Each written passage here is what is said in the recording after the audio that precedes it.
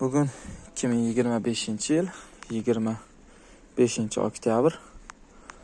Bodringlarimiz hali ham davom etyapti. Terimlari.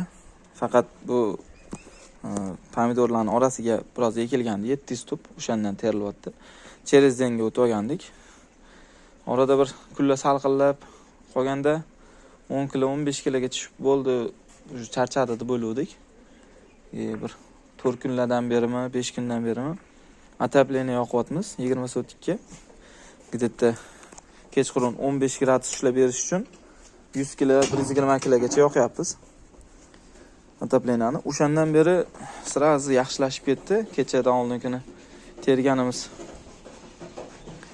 Hop, 47 kilo chiqqan bo'lsa, bugungisi 57 kilo chiqdi. Faqat 2 kunda terayotganimizga shakli sal farqi bor. Hammasi bir xil emas. Narxlari 10 ming atrofida bo'lyapti hali ham. Biz o'zimizda Yangiyo'l dehqon bozorida, Toshkent viloyatida.